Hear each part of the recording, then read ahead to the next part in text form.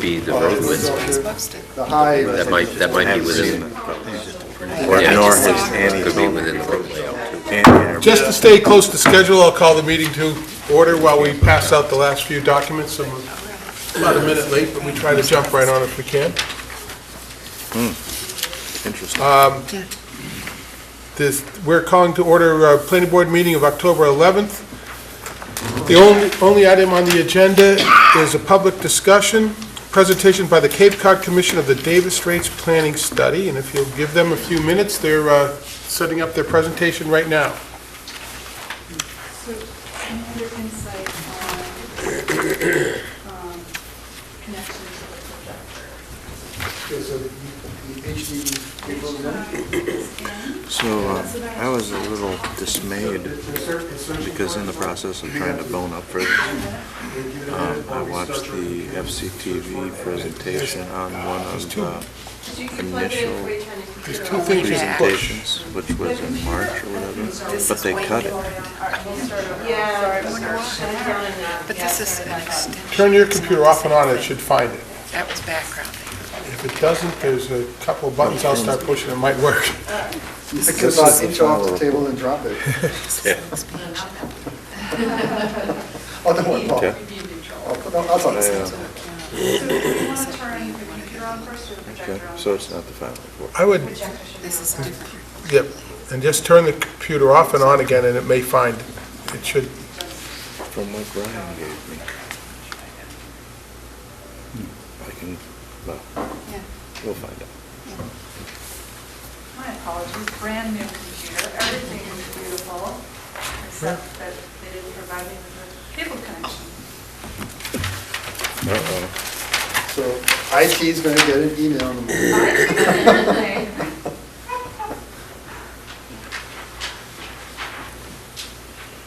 I've got to go to our IT department, but.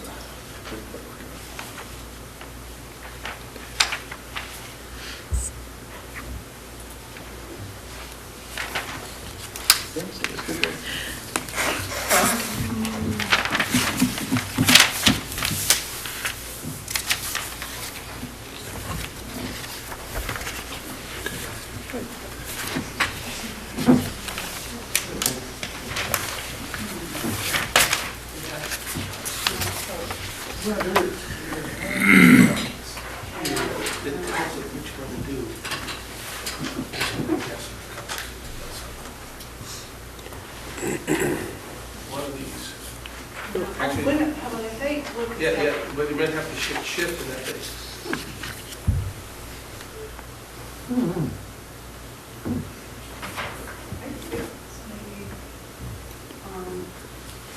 Need function, Still runs This is what my understanding of we're developing. This is back in March. We got any Samsung batteries in It was a it? takeoff. Thanks for that thought, Paul. Yeah, this is lead up to this. That was the lead up to this. Yeah. So I'm,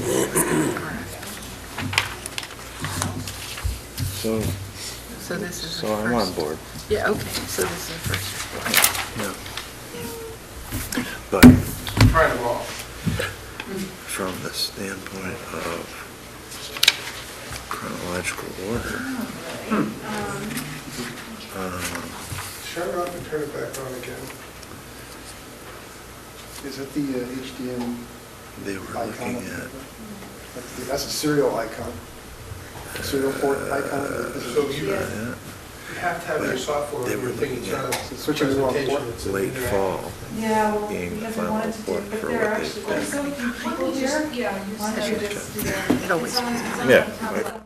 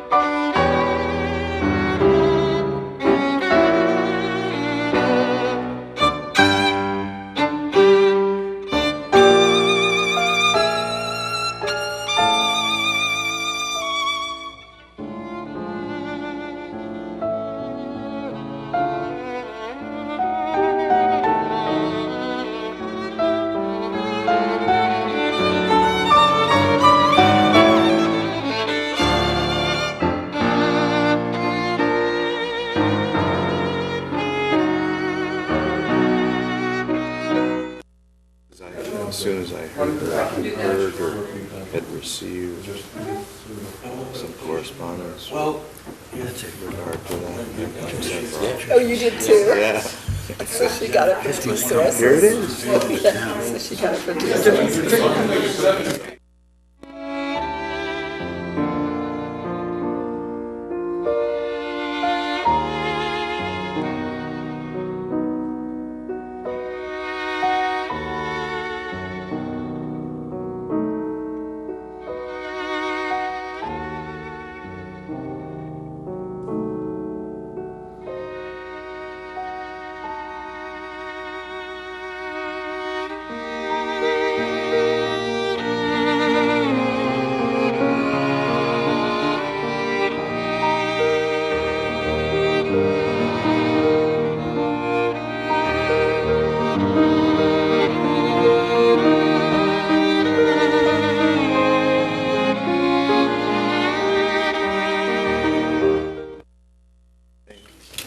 Pushing let's go more of a to benefit when I can slideshow. brainstorm with everybody and talk about the But that's what we conflicts. do here. There, yeah. Think about it. That is true, but I know what you're saying, there's too. more rains. There's more rains or more. But think about how, That is true. Lights are done. Over the short course that I've been involved, there has been We're good. that available. I'm just keep it just like this. This works for the TV people too. Okay, my apologies. I'm Heather McElroy. I'm the Natural Resource Specialist at the Cape Cod Commission, and I've been managing the Commission's work on this project for the town of Falmouth. With me tonight is Sharon Rooney, our Chief Planner, and we're going to sort of take turns here presenting some information to you, and then also hope to have a little bit of an interactive back and forth. Just to quickly go over this, I'm going to give a little bit of an overview because I understand there are some new planning board members since the time that we were here last. I'm going to give a little visual history of the planning, the study area, and talk about a visual character assessment, which you have the graphic on handout on your in front of you. And then touch briefly on some economic and zoning analyses. All of this is pretty high level, but we can talk about details. We met with stakeholders. I'm going to summarize our meeting with stakeholders. And then we're going to present the visual preference survey, and the delay and all of this was because we'd hoped to use some special software for that, but we'll manage fine without it. Okay, so here's our study area. The red outline is our study area, and just to orient you, up at the top is the intersection of Jones Road and Worcester Court with Route 28. You have Dillingham Road and Spring Bars Road here, this intersection, and this is where Falmouth Heights meets Route 28. And this is the recreation center and the police department and the connection to the business redevelopment district area. So just the project scope briefly, we've been asked to look at zoning and existing conditions, review other studies that have been done, like the work done at the Spring Bars Road property previously, talk to stakeholders, and come up with some recommendations about how to revitalize this part of town, how to differentiate it from other parts of town, improve pedestrian movement, improve its character, and encourage redevelopment. Another part of the study is to look at ways to create a greenway corridor that's actually sort of outside of the study area, but we have been looking at that and looking at connections to the study area. I'm not going to get into that so much this evening as we wanted to focus on really some specific questions that we have about the commercial part of this area and what your vision is for it. So I'm going to walk you through a little visual history. Sarah Korjeff, who some of you may know, did work for the town on the Spring Bars Road project, and she's our historic preservation specialist. She collected some photographs and provided a little analysis, which I'll walk through for you. This is an aerial photo from 1938. We have our study area in here, roughly. The brown line represents Route 28. And by 1938, you still had a lot of agricultural fields along the corridor. The roads for Mara Vista and the Falmouth Heights area were in place, but very few houses had been built. This is Falmouth Inner Harbor down here, and there was still the natural marsh and wetland connection to the pond here. And there was a cranberry bog at the site of what is now the Falmouth Mall. By 1952, things had changed. A lot more homes built along Route 28, but farm fields remained behind. Housing north of Morse Pond, and housing beginning to be added in Mara Vista and Falmouth Heights areas. Down here, a baseball field was added and a USO building was built. United Services Organization, for those who might not know. And some clearing occurred along Spring Bars Road and where the Falmouth Mall is now. The cranberry bog is here. The USO, that's the Red Center building? That is there, yep. New building, yep, same location. So, again, here's Route 28. By 1971, there was no farmland visible along the corridor. Large farms in the blue here were replaced by malls at Jones Road and Spring Bars Road. Worcester Court had been laid out or constructed. And here, interesting to note that the marshes that connected the Falmouth Inner Harbor with Morse Pond had been filled and development had begun to take place. And then you can see the the residential development in Mara Vista and Falmouth Heights is really taken off. Not quite built out, but getting there. And so then this is a nearly current aerial photo of our study area. And by now the Falmouth Mall is completed. The cranberry bog was developed in the intervening time. You've got the development along Worcester Court, sort of the light industrial uses there, and new rec center.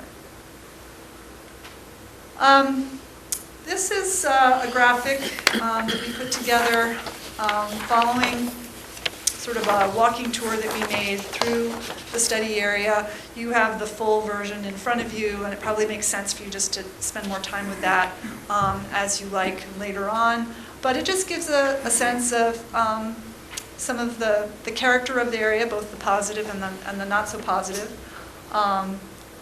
And we've also drafted a sort of a write-up on the visual assessment as well. I believe that may be on our website. I'm not sure, but it will be eventually, if it's not now. Then during the spring, we met with a number of stakeholder groups, and we met with them individually, and we wrote up notes and created this word cloud based on our notes. And a lot of words sort of pop out that are the themes that I heard from meeting with the Planning Board and the Board of Selectmen when we did that in March. Interests in looking at housing and traffic, improving landscaping, making the area more walkable, thinking about scale and character, addressing parking, etc. But that word cloud sort of gives you a sense of the themes. And just to be a little bit more specific about it, themes that we heard throughout our discussions with different groups included interest in addressing traffic congestion and the curb cuts along 28 in particular, the importance of design and character to make the area more walkable, pedestrian, and bike-friendly, to create incentives for mixed-use type developments with apartments above, to provide affordable housing. I think we heard from some groups that they were concerned about a lot more just residential development in the area, but that they were open to to mixed-use type developments where housing was above and some kind of retail, commercial, office use on the ground floor. An interest in street cafes and seating to some extent. Interest in seeing buildings closer to the street, again, creating a closer and more pedestrian-friendly feel, and then, providing parking to the rear or side. In some sections, particularly the section between Jones Road and Dillingham Spring Bars Road, trying to maintain that residential scale that's there to some extent still. Improving landscaping in general, providing trees. Someone made reference to this used to be the Highway of Elms and an interest in returning more trees to the area, parks. Also a stress on maintaining access to the services and the other the businesses that provide services to people who live in Falmouth and not just catering to the tourists that may visit here, and supporting Falmouth's sustainable economy. Some interest in wayfinding and creating some kind of a transition zone between this study area and the business redevelopment district, which leads west into the Main Street proper area of town. So these are sort of the themes that we've been working with as we've been looking at the area, and I just wanted to pause here and see if these were consistent with what you understand to be the interest, or any other comments that you might make. Yeah, sounds good. All right, so briefly, an economic and zoning analysis. Again, this is fairly high level, but I think there are some interesting things to glean from, just some mapping, and our economic development specialist used both the assessor's data and business analysts to analyze businesses in the area. So here's all the uses, actually, I should say. So here's our study area again, and you can see from this simple graphic map that the area is dominated by red and commercial. There's also orange and yellow is the mixed use. Outside the study area, you have other uses. And so to try to, this graphic really helps, echoes what we saw in the map, that the area is dominated by commercial uses. You've got approximately 80 acres of total within the study area. And within that, there are a total of 323 units, both residential and commercial. And of those, there are 133 businesses, with a total assessed value of $94.5 million. I did print out, and you have in front of you, just this section of the presentation, so you can make reference to that later in more detail, or if you have specific questions about some of these figures. I will attempt to answer them. This work was done by Leslie Richardson, and not I. So this slide is looking at the total assessed values in a couple of different ways. But I think that the interesting takeaways here are that if you look at total assessed value by acre, the largest uses that are generating to the town, generating revenues for the town within this district are residential and mixed uses. However, if you look at the total assessed value based on the finished area, or the square footage of buildings, the greatest value is found within the commercial properties. And one way of perhaps explaining this is that commercial properties, based on zoning, there's really a limitation on how large your commercial buildings can be. Parking requirements are large, and so there ends up being an inefficient potentially inefficient use of land there, and that may be an area to look at for change. $176 a square foot? I'm sorry, so your Does that translate to $176 per square foot of commercial? yes, a total assessed value per square foot of building area. Yep.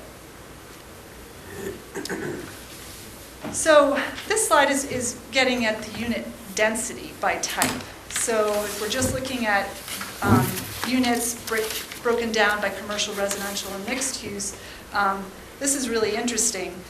You've got 16 units an acre within this district, and yet it doesn't feel that it's that dense at all. 16 units an acre is almost unheard of on Cape Cod. A colleague said, I don't think it's like that in Provincetown. So this is really an interesting figure, yet it doesn't feel that dense. And then this slide, let me just remind myself my points here, breaks down business industry by type. So we've got retail, accommodation and food services in orange, professional, scientific and technical services in gray, finance and insurance in yellow, and then all other, which is a long list of things sort of lumped. But again here, the things that really dominate are the retail and the accommodation and food services. And I should say here, so this information is based on national sales data. These estimated sales do not reflect actual sales in the town of Falmouth, but we thought this was interesting, for comparative purposes. And then just breaking sales down by a number of factors, but I thought interesting here was sales by square foot. Again, retail and finance and insurance are the highest generators in sales per square foot. So that's just sort of touching on some of this information. And if you had questions, Sharon and I can attempt to answer them, or I'll take questions back and get back to you. I also wanted to present a couple of maps that show some other resources within the study area. Just to orient you again, this is the intersection of Jones Road and and Worcester Court, with Route 28. The northern part of the study area in the white outline. And what we're looking at in the bluish green are wetlands, and with the white dots show the 100-foot buffer to those resources. And the green, and the darker green, show your flood zones. And if you recall back to the slide where the historic visuals, the look at the historic photos, we saw that this connection between the Falmouth Inner Harbor and Morse Pond was a series of wetlands that have since been filled, and this is identified as flood zone by FEMA. So that's something that we've been looking at and considering, and for your consideration as well. And there you go. I also wanted to put up open space within the area. Not a lot of protected open space within the study area itself, but certainly outside of it. This is the Spring Bars Road property. This is the area with the conservation restriction on it. Up here is T-Ticket Park. This is quite a bit of municipal open space around Morse Pond. This, I guess, having mostly to do with the Morse Pond School. But we saw these resources as potentials for greenway connections and other connections throughout the area when thinking about pedestrian connections and connecting the area to other amenities. This just puts the points of interest that we've identified on the map with the green space areas. Things like, again, T-Ticket Park, the ramp at Great Pond, the rec center and the Fuller Field, and then resources down by the harbor as well.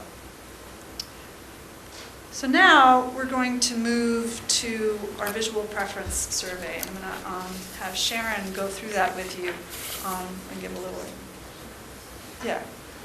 little introduction on that. But if you have any questions before we move into that, I'm happy to entertain those. Sure. Just a question. 2 slides before you talked about the sales per square foot, retail. Is that real sales or is that national? I believe these are national sales as well. Okay, Yeah. thank you. We're nowhere near that number. What they're. Guys, have a question? Yeah. If I could just ask, when you have a flood zone, like the one you identified there, you've got a potential proposal for a rotary to be installed there? Right down in where Falmouth Heights meets. Right there. Right there, right. What kind of action do you consider? Would you like restore a culvert connection like that before building new infrastructure? Or will we just fill that land and just abandon that connection? I think that I'm probably not the best person to answer that. Our transportation staff, I'm sure, might have some thoughts, but I would suggest that long-term, you want to think about, restoring this connection in some fashion. And I think building that roundabout here, which is sort of on the edge of that flood zone, could proceed, with that in mind, if it's designed with that interest in mind. If there was a possibility of putting in a connection now, that might help. But I think, sort of the bigger issues here are maybe undeveloping some of those areas, long-term, sort of thinking about taking some of those properties out of, active use and putting them into an inactive or passive use. And that could happen with that roundabout in there later on. Sharon, do you have any other thoughts on it? The reason for undeveloping and restoring that, I'm assuming, is for flood relief. Okay. Exactly. Because I think at the present time, these are the 100-year flood zones. We're seeing 100-year storms more frequently than we had. But as sea level rises, which we know is happening, the potential for those flooding events to happen more frequently goes up. So it's just sort of long-term planning, as properties become available, perhaps they're required for open space purposes or for some other kind of passive use.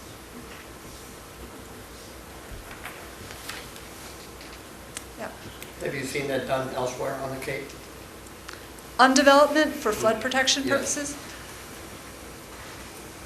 Yes. For flood protection specifically, I can't think of one at this moment, but for coastal resiliency purposes, definitely. And town of Yarmouth bought a property which has got to be in the floodplain given its elevation. They did that more for community character purposes, I think, at the time they did it, but it serves that purpose as well. Was it a vacant property? No, it was not fake. It was a built property. They took down a building. They've done it a couple of times, So it's actually. just like one parcel? Yep, a parcel that, maybe with an underperforming building on it, that the town decided it made sense to remove it. Okay, thank you.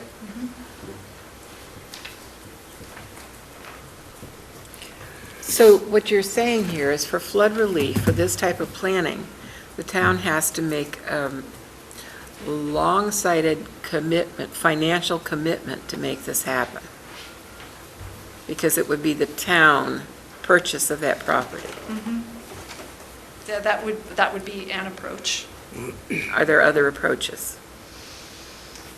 Well, I think at the present time, what we have are, properties within the flood zone that are required to carry flood insurance. And, one way or the other, we're paying for it, through our taxes. And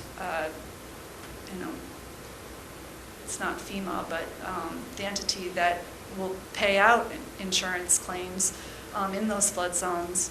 We'll do that upon request, right? So we end up paying for it that way. I think it's, it's sort of long-term and long-term thinking, and when there are opportunities arise, I think is really the way to think about it. I know the town has a lot of other demands for its community preservation funds, for example. So it's sort of, community discussion about how you prioritize that over time. Also, I think the town does have transfer of You have to development. get a, That's another mechanism, another way, move those rights, if you will, to another parcel that's less vulnerable. We looked at it as another way of making some of those parcels undeveloped. So transfer, one of the things we asked you to look at before is the transfer of development rights, to move the development rights from some of these properties that are in the floodplain to properties that aren't, that are also on the sewer and on public transportation, and in areas where we think we should grow, which is right down the middle of this corridor. Mm-hmm. Well, and I think we will get to that in our recommendations, which is Okay. a next step, definitely. As I think we're, so we want to do this next part of this workshop and sort of get everyone's feedback here on how you'd like to see this area change. But I think what it means is sort of shifting how, what the development patterns are. And within this district, you have development potential. Can that development potential just be relocated to areas outside of the floodplain? That is another strategy as well. So maybe we'll go on with the visual preference survey, and I think that will really be interesting, get you thinking in a different way. Actually, Give us just a minute to switch over. Again, I'm Sharon Rooney, Chief Planner at the Cape Cod Commission, and we had hoped to use some voting devices tonight that, as Heather said, technology doesn't always work out for you. So we'll do it the old-fashioned method of just raising your hand. and I'll take notes. And Heather will take notes. So again, this is the study area, and our team has spent a lot of time taking a look at the area and trying to break it down a little bit further into some smaller sub-areas that may have different character or different feel to them currently, and want to pose some questions to you about do you agree, or do you think development should kind of look like this or look like that? And I'm going to try to have you focus on specific aspects of development though. So the first is the area divided by, there's the pointers at the top here. It's in the center. Oh, thanks. So Jones Road and Worcester Court forms a northern boundary, so this is Route 28 down the middle. So this first area, and it includes some of those smaller scale buildings that Heather mentioned that are to the east. So we're going to take a look at that area first. Oh, well, this is supposed to be the trick question, but we aren't going to be able to use it. So just pretend you have a clicker in your hand. We just wanted to tally how many people would be voting, so we'll do that the next time. Right, no, nobody can vote. Right, 50-50. Okay. All right, so we'll move right along here. Hopefully everybody can see these slides. So again, thinking about that area, the Route 28 Worcester Court to Dillingham Ave, we're going to ask you a series of questions about scale and massing of buildings, less focused on particular uses, but more on form, and try to get your sense of sort of which way you feel things should go in the future. So the first is regarding building footprints in this area. So as I mentioned, the area now is characterized somewhat, at least on the eastern side of the road, by some smaller scale footprints, smaller scale buildings. Would you prefer to see buildings in that area remain or be at this small scale, or consider a somewhat larger footprint? So these are 2.5 story buildings. Similar, again, don't think about the style so much, but really about scale and height. So this is where you would be voting. So just, just like by a show of hands, would you prefer to see the 2-story small footprint in this area? Or perhaps consider a 2-story but a larger footprint? I have a question, Helen. Sure. Are we talking about form-based code for a district? We Here? haven't gotten that far with it yet, I think. I mean, that's what it sounds like, because you're taking away uses and all you're doing is talking about scale. I think in order to, that's one of the things that's been considered and been talked about for this area, but this would be one of the first steps you would take in developing such a code, is to get an idea of preferences for scale, presence on the street, parking location, and even if you didn't do form-based code, you'd still want to know these things in looking at any zoning revisions you might consider. So don't think of it as form-based code like we're trying to write code right now, but really get a sense of this. It's really about scale of the area and a little bit less about use, but we will get into some uses as we go along. So any show of hands more for A or B? And don't be shy. You would put your hand down. Yes. No, everyone. Everyone. So, okay, let's do that again. For A? A. Okay. And B. Okay. See, that wasn't so hard. And nothing's going to be decided based on these raise of hands. It's really, it helps direct us in our work with you going forward. Yeah, making recommendations. Right. All right, and that would have been the voting. All right, so again, we're focusing on this same area now. So now that we'll move on to front yards and sort of what should be or should there be front yards. In this first image, there's really virtually no front yard setback. The building is right up against the street, whereas this is actually from your area. There's a little bit more setback, probably 20 feet or 20, 30 feet or so. So thinking about just that one issue now, front yard, would you prefer to see buildings that are close to the street, right up against the street? I have another question. Sure. Are we as a board supposed to be bouncing these questions off known elements of our LCP? Or is it an individual type thing? I think if your LCP has specific guidance in that regard, we didn't find it in the LCP. But, open space is okay, one of the action, or not action, goals. Okay, we'll get to that. We actually ask you that in every area, so. All right, so again, so which do you prefer in terms of building setbacks for this area? No setback, or very shallow, or a small setback? We have a raise of hands, A. Okay, or B. And B as well. What, you'd like to see both? Hey, you gotta go one or the other. I know, but but you can go, I think you can mix them. Okay. That's a big stretch. Well, that's good feedback too.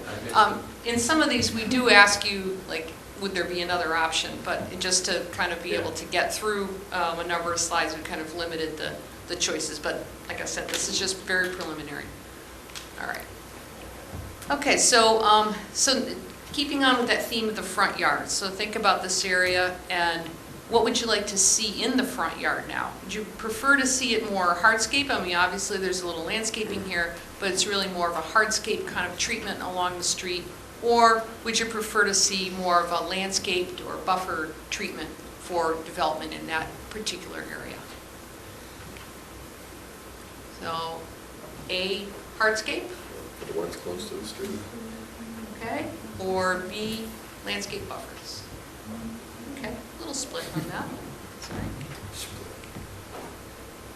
Okay, so again, getting kind of moving into more of sort of things that relate to the setbacks are parking location.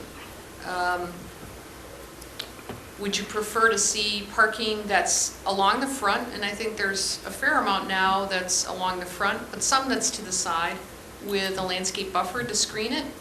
Or would you prefer to see parking in the side or the rear? If you can even see it, it's really shielded behind these buildings. That's a shot from Yarmouth. So again, just in general, how would you prefer to see or not see parking, in front with a landscape buffer, A, or side or rear, B. Who's for A? No. Okay, you know? A? No, we're going for B. Okay, anybody for A? Nobody, okay, Question? yep. Was there any consideration for a third option, parking underneath? No, we didn't consider that, but it could be, yeah. So I think what I'm hearing is that people don't want to be seeing the parking in one form or another, so, Right, yeah. okay. A, If I can interpret, I'm wildly interpreting here, so. Okay, so something we've thought about, but we want to get the sense of the board and the audience. One concept is, that's been discussed is to anchor some of the major intersections with larger scale development, so that along the street it might be a smaller scale, but it might be a little more built up on the corners. That's a technique that's been used in a number of places. So not focused on the use here, but would you like to see at major intersections in this particular area defined by larger buildings? And here we do give you three options. So larger commercial development, or larger mixed use. So this has retail, I think, on the first floor and residential above. Or C, something else that we haven't thought of. So. Which could be neither. It could be neither, could be something else that you can shout out if you have strong feelings about it. So now you do have three choices. So would you like to see larger commercial development anchored at the intersections, or a larger mixed use, or something else? So who's for A? A? B? Okay. Or C? Okay, and do you want to Smaller share scale with us mixed what the something else might be? Just A briefly. smaller scale mixed use. Smaller scale? Okay. Smaller scale mixed use. And you, Yeah, sir? if that was a And- choice, I would have picked smaller And scale Okay. mixed use. And a concentration of open space as well, because that's a hub for pedestrian and bicycle accesses.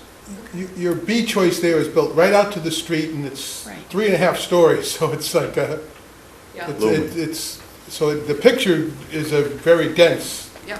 but, so So if it was something smaller but mixed use. mixed use would be much favorable. More supportive of We that. don't want to create a canyon sensation. Okay. I think what we really appreciate here by the small, at least I do, so I should speak for myself, by the shorter buildings is the capacity to see the sky, to appreciate the sky here. When you Yeah. have the taller buildings, you, as Bob said, a canyon. Okay, all right, good feedback. And we fought a bigger building on the corner of Davis Straits. Okay, all right, good feedback. Okay, so here we do talk, we're discussing, I want to get your feelings on use a little bit, but really just whether you, in this particular sub-area, want to see, more mixed use or single use, either office or retail.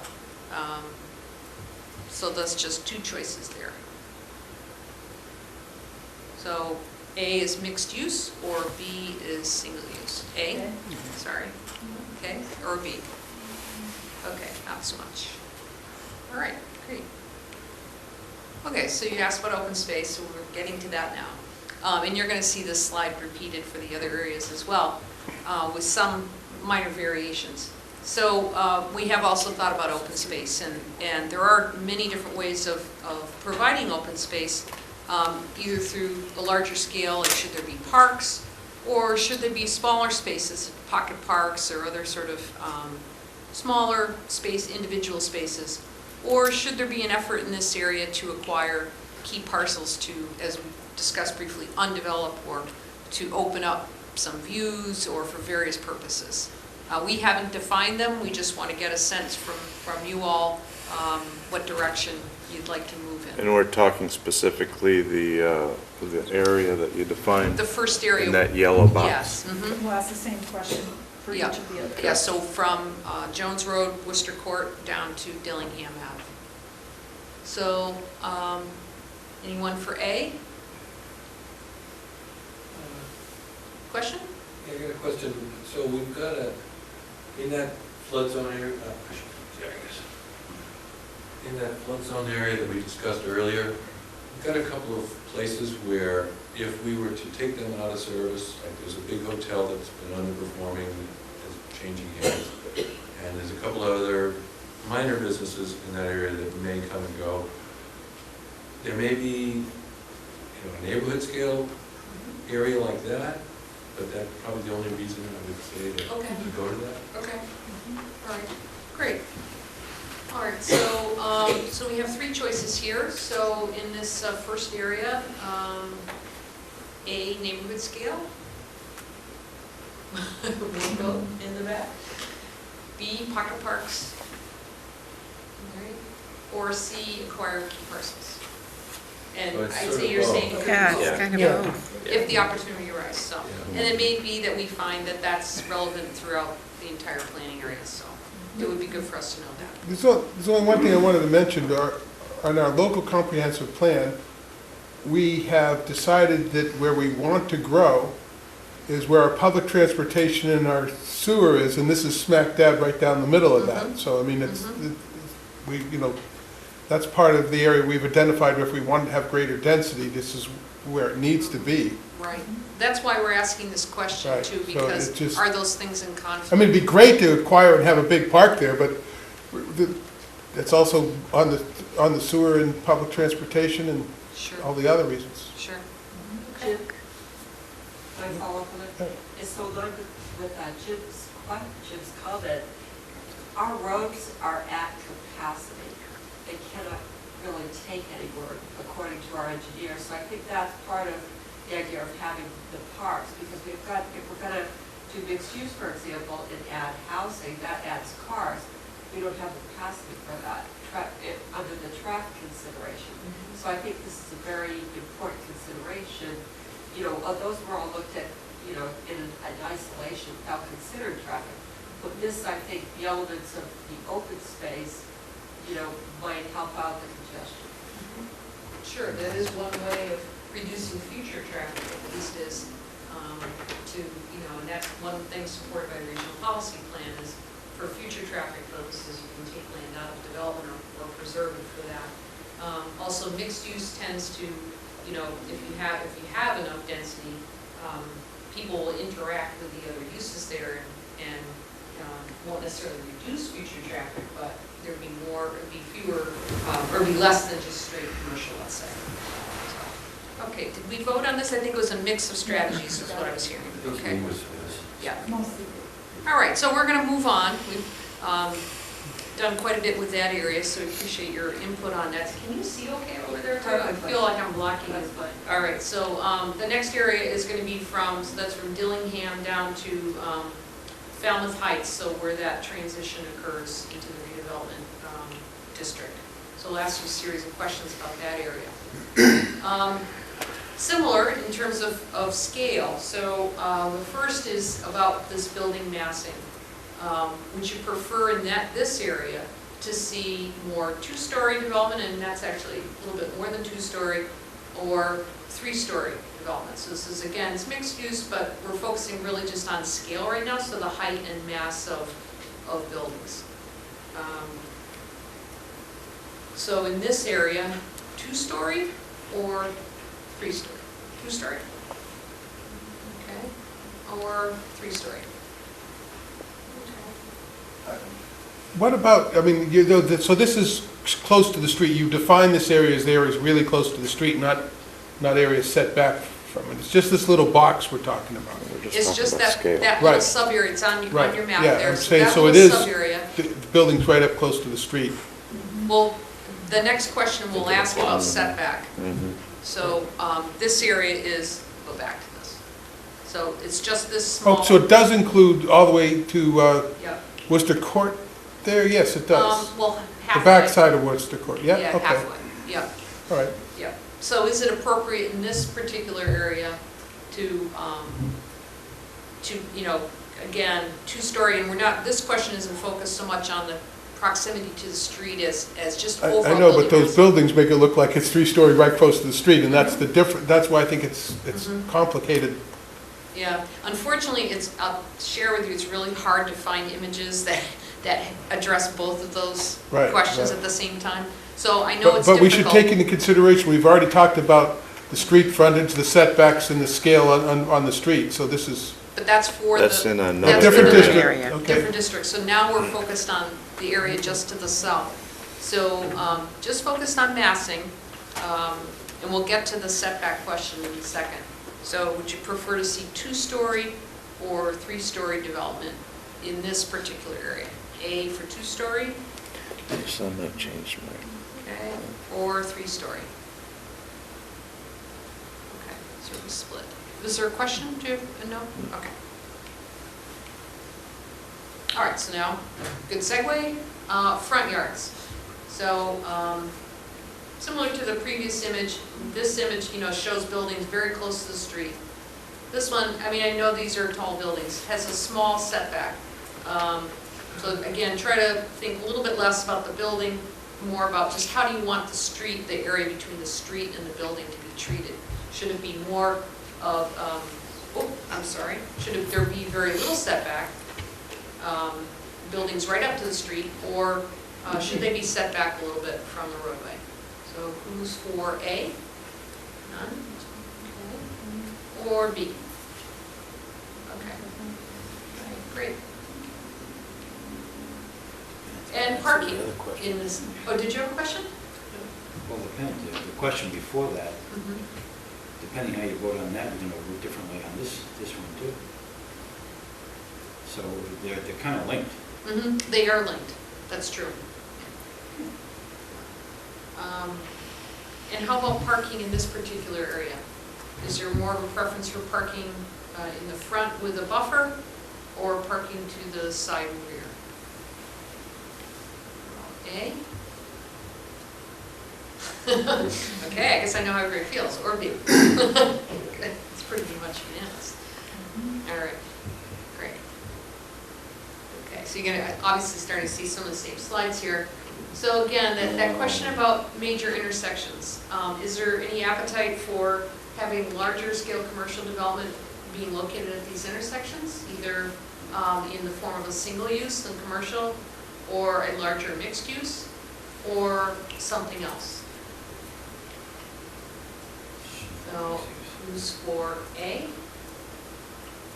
Okay, no appetite for that. B? Or C, something else? Okay. Anybody want to share your thoughts And on again, similar to the other area, Yeah. smaller mixed use? Well, I think it's the uniformity that you're trying to maintain with the business redevelopment area has that as a critical piece, being a mixed use. Okay, great. Yeah, the other thing is too, that we have spoken about the plaza as being prime for redevelopment, and that's a massive piece of land that we can see buildings closer to the street, parking in the center, buildings on the other side, Worcester Court, and very much a mixed-use area. Okay, great. Okay, so in this slide, what we're trying to pose a question about mixed use. So a little bit different than the previous area. This one, again, not focused so much on scale here, but should there be mixed use? Would you like to see mixed office and retail? Or in this area, mixed residential and retail? So it's a little bit different than the previous area. What's your sense on that? Would you prefer to see mixed use office and retail, so commercial? Okay. Yeah, I'd like to see more businesses as opposed to more residences. Okay. And how about B? No. Okay. All right, and the same open space question, the character of open space in this area. And as Heather pointed out, this area does have some of that flood zone located in it. So would you rather see an effort put towards neighborhood parks, pocket parks, or acquiring parcels? So A? That area includes Spring Bars Road, a section of Spring It Bars doesn't Road. go that far back. Doesn't go that far. Yeah, it's just, your map should show you the area to the south. It doesn't go back that far. No, it doesn't go all the way to Spring Bars. I No. mean, yeah, we were, As focused on each side. This is the beginning of 28. Davis Straits from where Main Street ends Right. up until Dilly. And I thought it might have, I thought it jogged over. No, Question. that little block Okay, right. never mind. Yeah, it doesn't go that far back. Yes, sir. Is this the area that Mr. Brown was speaking of as to where there was a lot of fill put in? This is one of the flood zones. that area. That right. includes that area. Yeah. And then so a neighborhood scale park would act in the same way as the extension that you'll go into about the little pond corridor type thing? Mhm. Okay. Yeah, I mean, So I'm for A. okay, and a neighborhood scale park could provide, yes, floodwater Mitigation. capacity. It could incorporate stormwater treatment. There's a number of ways of dealing with some of the flood zone issues, but stormwater as well. So pocket parks could do some of that as well. Okay, so I don't know if I got your A, Do you all three? all three? Yeah, B? truly. Or C? I'm gonna go with all three. All three, okay. Heather will note that. Okay, I'm sorry, maybe kind of a little bit spoke. So this is now the transition zone, so this is even further Well, south. they overlap a little bit. They do? They do, yeah. we're Previous trying to- area was like here, right? Yep. Yeah, okay. Yeah, So now we're we're not the, trying to lock anything This is in down here. close to We're just trying to get your Scranton Ave, general right? sense. yeah, This is each areas, Scranton Ave area? to us had Scranton Ave. slightly different characters, so that's why Scranton Ave. we've tried to break them Yeah, down a right. little bit instead Way of saying, down there. treating everything the Right. same. Could you identify the streets that we're talking about? Oh, sure, yep. Well, so this is Route 28 here, and Falmouth Heights Road. Yeah. So it's right Robbins where- Road and This is where the Scranton road, the roundabout would be located, Right, Okay. and there's the recreation center.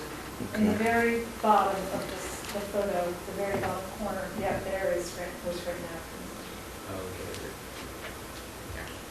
Okay. Okay. So my last question was more pertinent to this area. Actually, I'm sorry, I apologize, you're right. Mhm.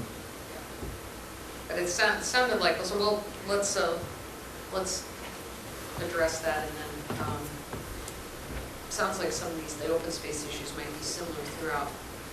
So on building massing for this area, so this is that transition area to the redevelopment area, would you prefer to see two-story development or three-story development? Two-story A or three-story?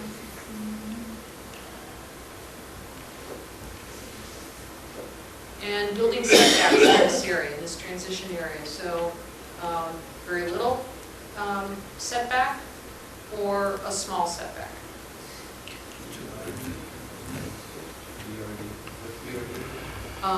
Business redevelopment.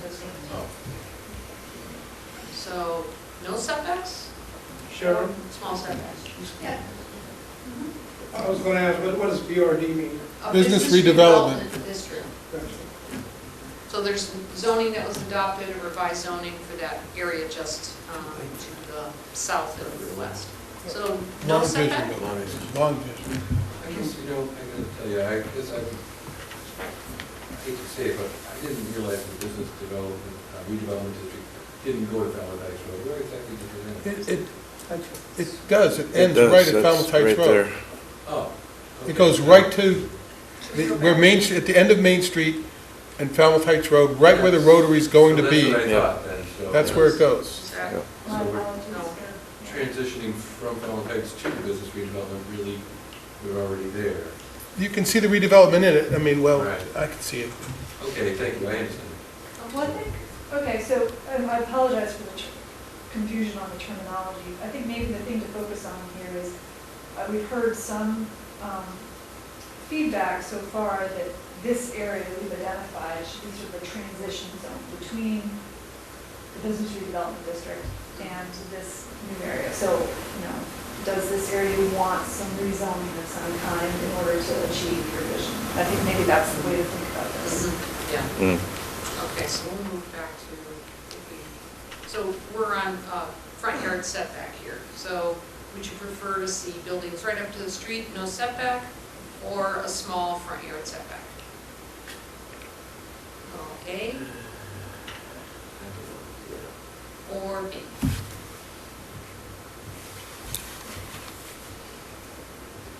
And how about front yards?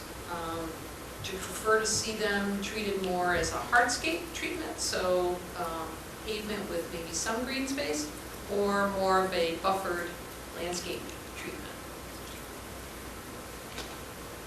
A hardscape? Or B, landscape?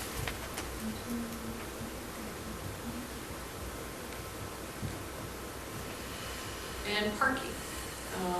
I know we've covered this a few times, so would you prefer to see parking in the front with a buffer or to the side or rear? Parking in front with buffer or side or rear?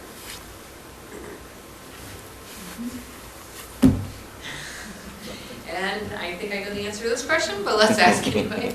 Do you prefer to see major intersections defined by larger buildings with commercial, mixed use, or something else, or neither? A, B, okay, or C?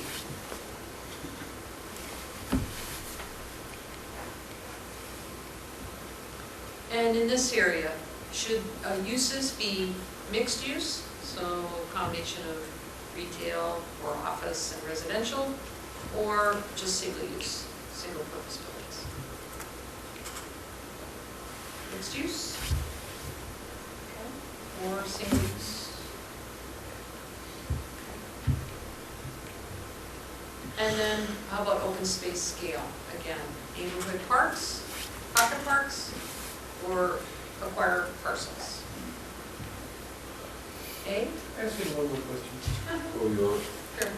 Neighborhood scale and acquired parcels both be one and the same? I don't know, I guess I kind of see neighborhood Pictures scale look the same. being a little bit smaller, but they could feed into a larger open space network. So it depends. I think it depends on the parcel, size of the parcel, location. So they could. It could be one and the same. But neighborhood could be a fair amount smaller too. Okay. A? B? And C. All three again. Yeah. That's true. Okay, I think this is the last area, Worcester Court. So this is just Worcester Court itself, so this entire area. So smaller massing here or larger massing? A or B?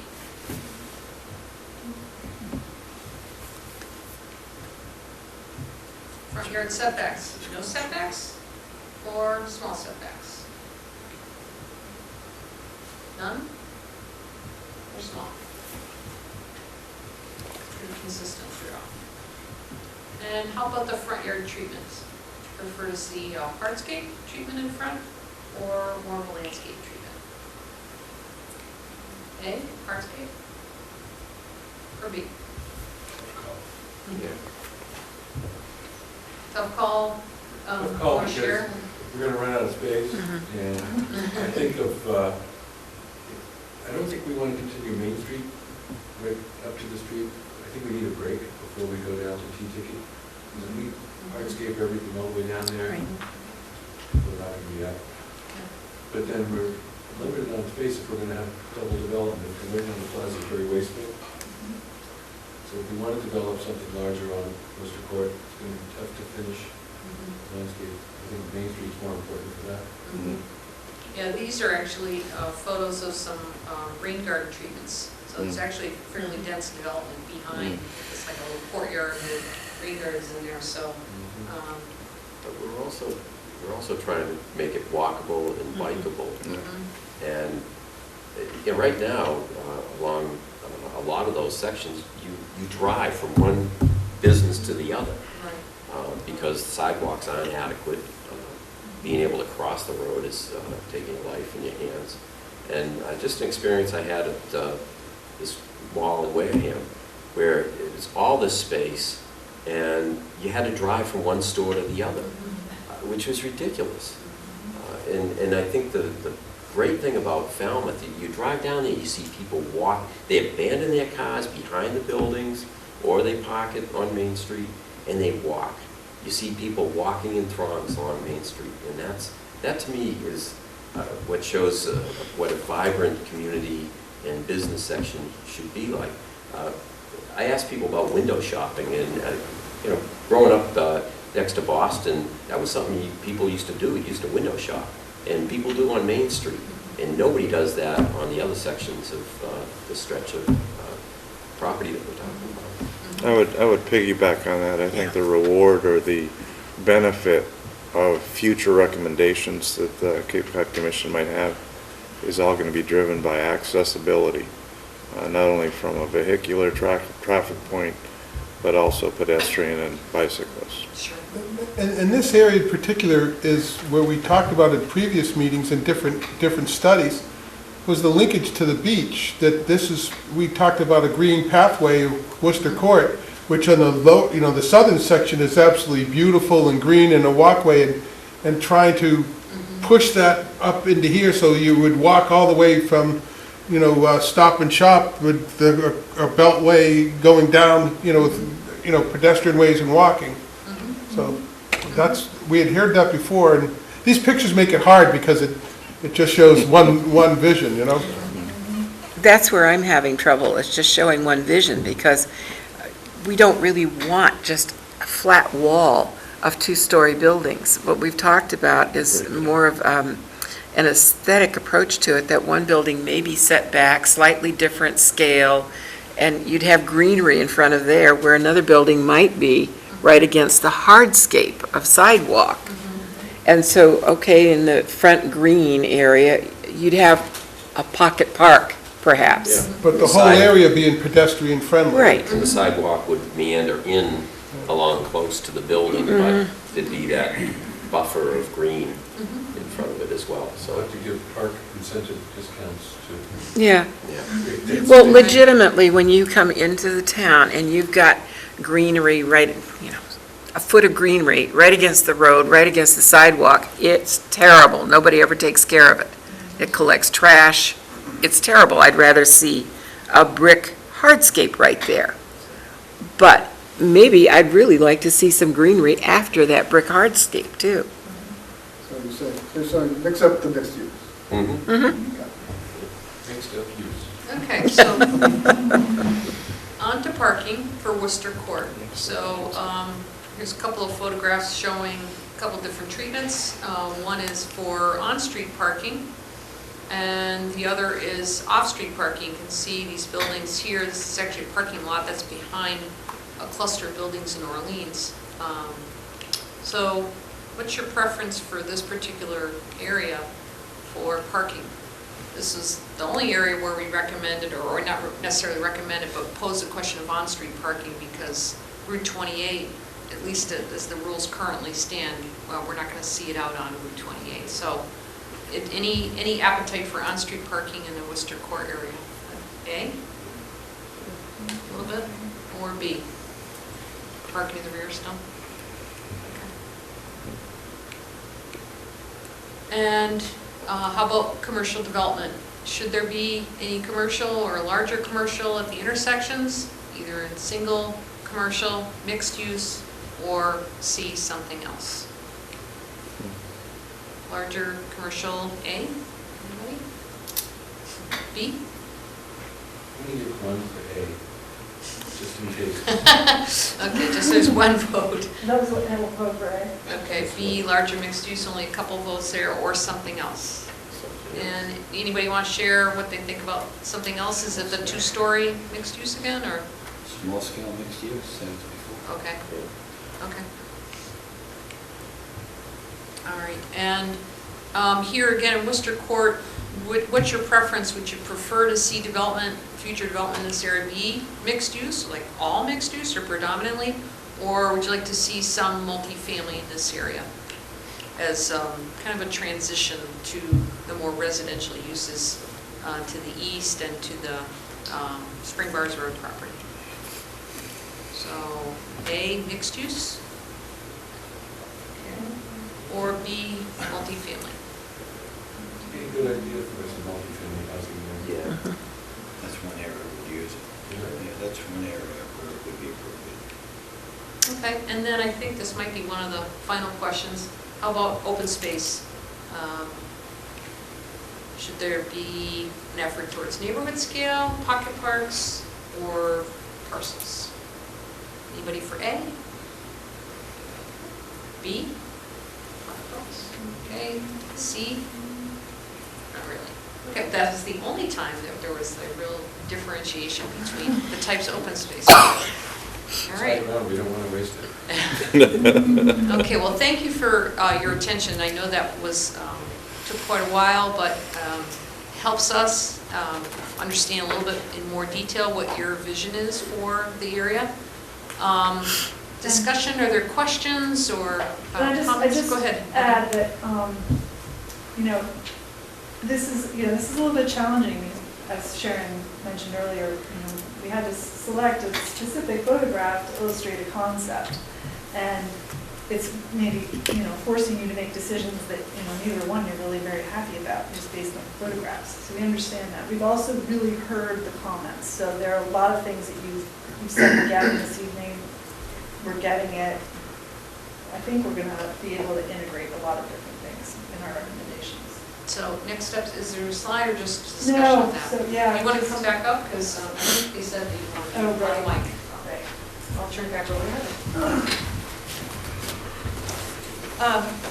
So yeah, we're happy to discuss any of this in more detail this evening if you'd like. I thought I'd just let you know, next steps at this point are for us, excuse me, to draft up some recommendations, draft report, which we'll present, and then our final recommendations after we receive feedback from the town on the draft, we hope to wrap up by the end of the year. So a draft report in November and a final report by the end of the year. Our timeline did get off a little bit because we didn't manage to have this meeting in the summertime because scheduling was difficult. But we're hoping to finish up by the end of the year. So yeah, are there any questions or other thoughts? My question pertains to the areas that you're studying. I was at an EDIC meeting, I think it was May, when the EDIC board requested that you move, you enlarge, if you will, what you were looking at to include the eastern part of Main Street, in other words, beyond BRD, but move it, because it's leaving a gap in the planning that where you're stopping, according to tonight, leaves this gap about the rest of that part of Main Street. So I'm just curious what became of that request. Well, I think we heard it. We're not able to do anything about that at this time under this particular scope, but I think the idea is, if there's future work that's wished by the town, we can pursue that. That being said, in the work that we've been doing since we met with stakeholders this spring, we have been looking outside of the study area because it just makes sense to try to make connections and understand the bigger picture. Yeah. So my question is, all of these areas are already built out. How do you make this transition? How do you see it happening? I know we can change zoning and opportunities, but what happens after that? Well, so I think there are a number of things. We were asked to make both short-term and long-term recommendations, which we will do. We're also asked to keep in mind, existing things in place, like your local comprehensive plan and the McMahon study that's taken place along a much larger area, but focused on, what are the McMahon recommendations for this section of the, for this study area. Over time, you'll take away our recommendations and decide that you need to dig into some of them in a little bit more detail to understand whether zoning changes are needed. There may be ways to prioritize acquisitions of certain parcels based on certain criteria. Those areas that are within the floodplain, areas that, you'd like to have more open space throughout. Perhaps the open space becomes something, I've heard you'd like to see open space in different kinds of configurations. Maybe that features into zoning changes that you may make. So these are all things that, sort of play out as you make decisions about what your priorities are, and then as development takes place, the changes happen, opportunities arise, the town decides to acquire lands for certain purposes. The town is committed to putting in that roundabout at Falmouth Heights Road, so that kind of activity begins to happen, these kinds of things. So it's a long-term process. Mm-hmm. Because we have the pictures here, and I know I have a vision of Mashpee Commons, which was a vacant piece of land, and they've developed it over the years. One section at a time is very nice, attracts a lot of people there, but almost all of these parcels are occupied by buildings right now.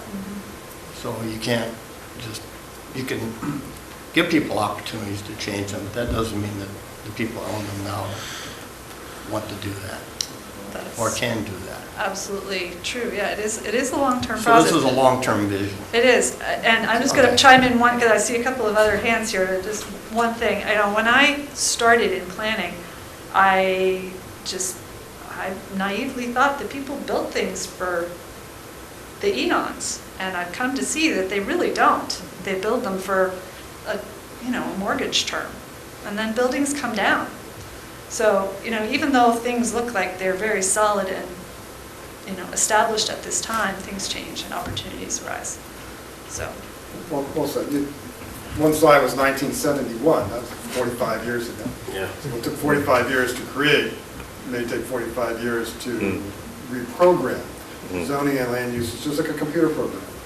It's just a lot slower, but it's just as inevitable. You program the land to do something. It's been programmed to come out with what you see today. But its genesis was back in 1971 when I was a baby. Right. Yeah, did you? Yeah, I really want to focus on the fact that this is long-term, and that having a plan in place, a vision in place is so important, so that we don't end up with this patchwork of reactionary measures to zoning. If something comes up, oh, we need to rezone this, or something comes up and we need to do this.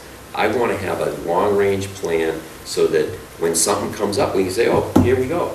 This is what we'd like to see here. And it's happened. We've seen it happen along East Main Street. And the Business Redevelopment District does take into consideration a lot of things that we talked about tonight. So setbacks and buildings and all that is considered in the Business Redevelopment District. So it may not need to be as intensely studied as this section was. Some of the other things in your decisions to us, showing especially on the transition period, which is the lower section of Davis Straits, the lower numbers, buildings next to the street aren't going to happen because they're in the floodplain and you can't build in the habitable space. There's building codes that aren't going to allow for that. They would have to be raised up 4 or 5 feet to do that. I mean, so it's really hard to say we'd like to have those things in the floodplain, because I don't think you can't build no more habitable space in the floodplain. It has to be raised up out of this. So those buildings that we're talking about being close to the street are going to have to be up 4 feet. It's going to look weird. So it's really hard to look at the way you presented it in that particular section there, because I believe the floodplain, from my knowledge, goes 10 or 15, 20 or 30 feet up on all the way up the road.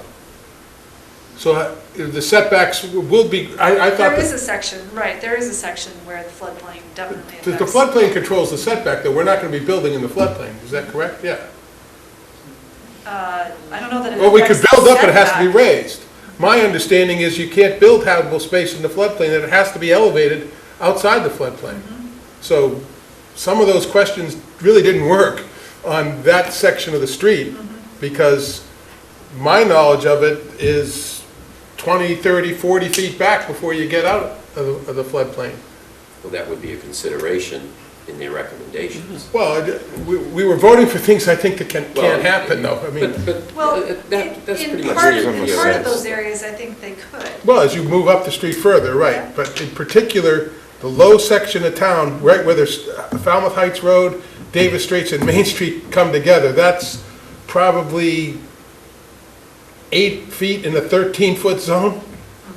So, I mean, it transitions up, but it's pretty low in that section. So some of it, I was having trouble seeing those big buildings close to the street in the floodplain. That's why I have trouble with that. Floods now. Oh, it floods now, sure, it always has. Called floodplain park. It's a bog, always a bog. Yeah. I was just going to add in general, what we've, on these projects, these reset projects, as our director came up with a long acronym, I don't know what it stands for anymore, it's Regional Something Economic Development Strategy Team, but they generally, we come in and take a hard look at a specific area, and then, as Heather said, come up with a number of recommendations. And then what we've found is that the towns then start to work on 1, 2, or 3. They pick out some priorities, maybe some low-hanging fruit that they want to work on further. And we've been now working in various towns for 2 or 3 years on things getting more and more specific, you know, in boiling down to things like zoning and actual zoning changes. So we're happy to come back and work with you.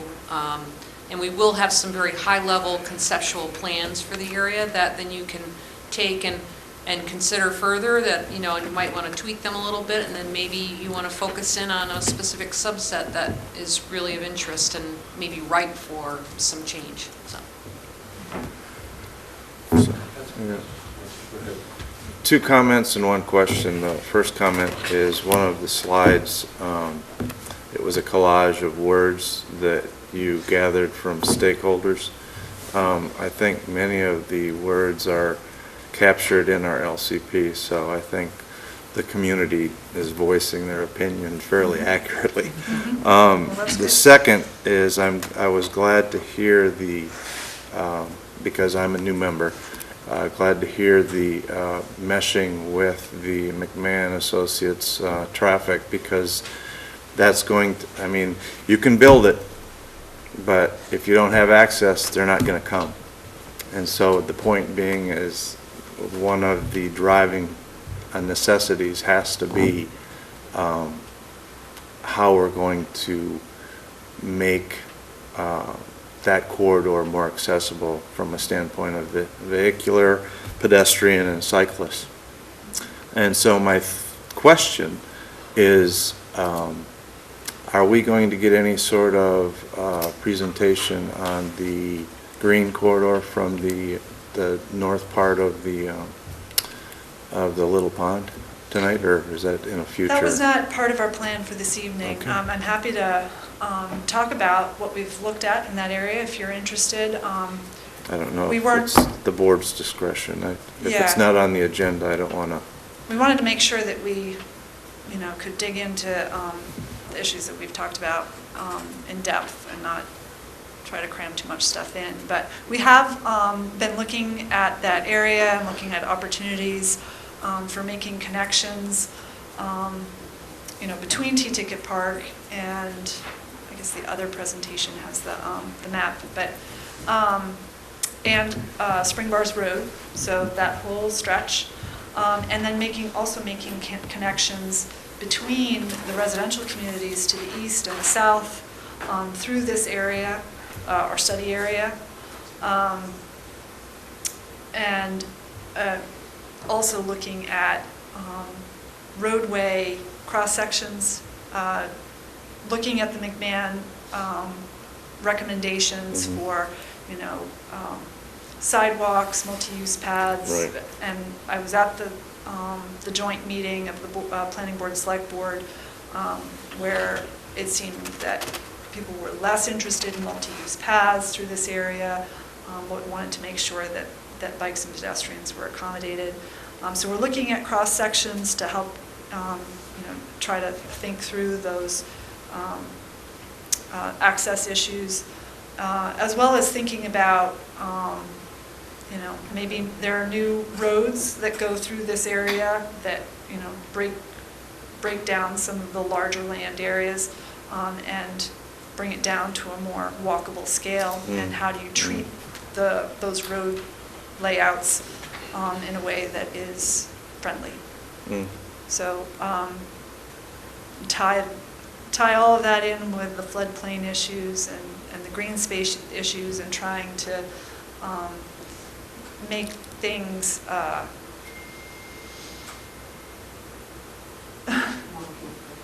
more connected, I think is maybe, This is definitely an area where we've looked outside of the study area for that, because you kind of need to, and there definitely are opportunities to connect. As Heather said, you see the various levels of protection on the west side there, and we've talked about the floodplain area. So, connecting those in some meaningful way, and then providing cross connections going east-west, and then to the Little Pond, north-south again. That's really kind of been our focus. Yep. We just didn't present it tonight because we thought we might be too much information on one night. Got it. One more short comment, just to piggyback on what Mr. Fox, Chairman Fox said, with regard to the floodplain. Consideration with that parking below and the elevation of commerce and mixed use above, was that heralded very strongly by stakeholders? Or, I would be an advocate at least to look at it. I don't know that many stakeholders brought up that comment, but no, definitely we heard that. Because, Yep. the floodplain it speaks to resiliency, the element there. Most efficient use. So it's like, but that's my final comment. I had a question. I actually thought that the inner harbor was connected, that there was some kind of culvert to the Morse Pond. Is there one there? From what I understand, there is. I was told that there was. You said bring it back, but I thought it did exist in some Well, it exists fashion. as a culvert, but you could bring it back as a functioning natural system. Okay, that would because improve I had heard, resiliency. I hadn't seen it, but I had heard stories about that it still exists. We Well, haven't seen it either. And you're all telling me this evening that it floods on a regular basis. Clearly something is not functioning the way it should. Culverts tend to plug. Oh, yeah. Or they're They get some Minnesota tilers out there. We had on our site visits, and we took several, we didn't see it, but something we could talk to conservation more about too. They're very knowledgeable in the area, so. Can I ask when you say you'll come back with detailed plans, do you mean like you'll kind of show us the possibilities especially in like the plaza area? How much room we have and where parking might go? So we didn't say detailed plans. Conceptual plans, but yes, that's part of our plan, is to present some alternatives for how to rethink about land use in this area and connections. So, we've been talking about this already, but, looking at the area with some additional roads, breaking it up into more blocks, changing the mix of uses there from just commercial to mixed use. That's something that we'd heard. And incorporating that with our Greenway plan. So all of these elements will go together in sort of a conceptual plan. I think we're going to try to present more than one, but for your consideration. So that's the planning piece, and then there will be other recommendations that get at these sort of more character questions. So we need really broad land use concepts, not parking calculations and things like that. We'll be very just identifying general areas for some of these things that we discussed tonight, mixed use, single use, residential, that kind of thing. First step. We're moving forward, that's the main thing. See, when you mention mixed use and single use, I can see a mixture of the two. You know, you can have several buildings that are mixed use and then some that are single use. So it doesn't have to be one or the other.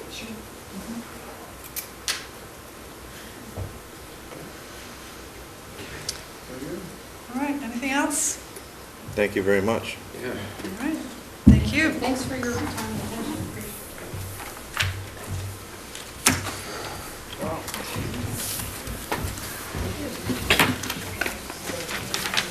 Yeah, I'll take care of that. Okay, next meeting? Next meeting is next week. Next meeting is next week. So I move to adjourn? Second. All in favor? Aye. Thank you. Thank you. No, there was an adjournment, you didn't hear it.